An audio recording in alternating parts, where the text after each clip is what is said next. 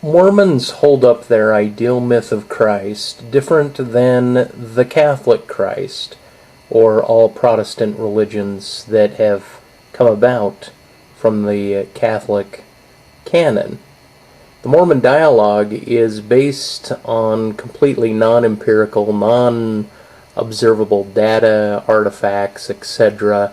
That is to say, that Mormons do not have coins. There were no empires, neither Lamanite nor Nephite, nor documents, nor buildings, nor fossils, or buried artifacts of any type or any sort.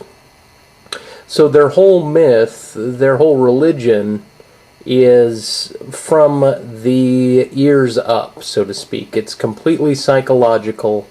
It's a completely psychological God and a completely psychological Godhead.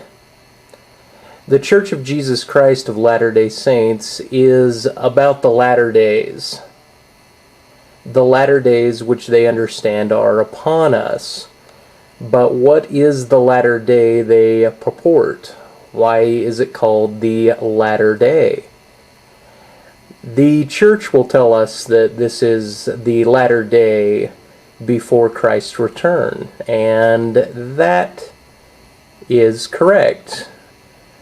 But is it Jesus Christ's return, or are we simply at a time when our age is coming to an end?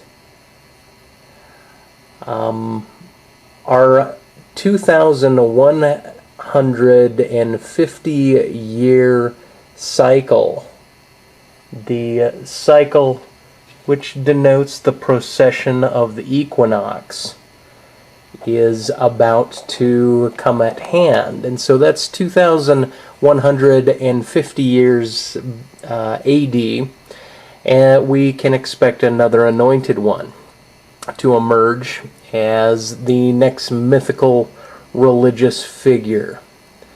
In other words, since the age of Pisces will be over in the year 2150 or right thereabouts, we will be entering into the next age, the age of Aquarius. And most, if not all, Christian sects, including the L.D.S., expect the return of Christ fairly soon. Since a Christ or prophet of God traditionally comes about at the end of this astrological cycle, we can expect a new figure or the last figure's incarnation. And we expect this in about the next 43, 44 or so years. Therefore,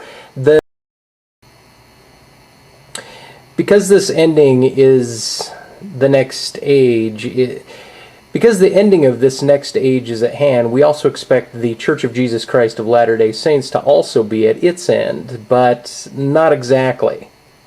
The controllers of this supposedly great religion run on profit and profit margin, and to maintain this profit into a long outstanding figure well beyond the years 2150,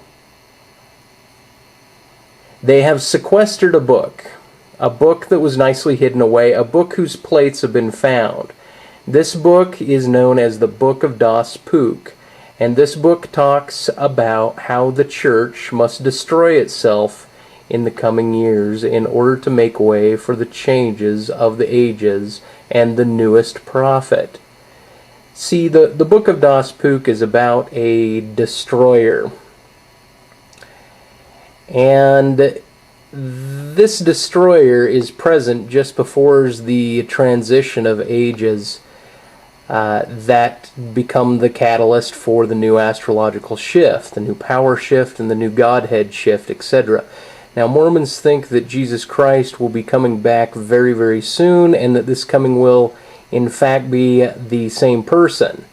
I understand, having read the Book of Das Puk, that it will not be Jesus Christ, but the personage of Jesus Christ. Now, how is the LDS Church going to dismantle itself?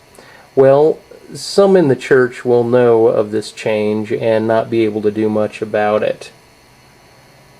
They will simply wake up to the new Christ figure and let loose the need for their religion. The majority, on the other hand, and the corrupt leaders of the church at that time will be perverted heavily via revelation, and the great majority of its followers will be perverted into simply current political and business climates, and distinguishable differences between Mormons and non-Mormon Christians will be a matter of where one's money is filtered. The slavish litany of "I know this church is true," habituated and verbalized in public and private, will maintain, and it will maintain until the church makes its final exit into the next age, into the next prophetic Godhead. Unfortunately, the Mormons have been taught that these days are the final days, and that judgment and separations into kingdoms is at hand. The separation will happen on earth, that if it is to happen at all. This separation is no different than the separation of those who are and those who are not LDS presently. The afterworld is something of a remembrance and ode to that and those who came prior to us. The Book of Das Puk is a book about how to transfer to the next astrological age, and hence inherit the man carrying water, i.e. Aquarius, Luke 22:10.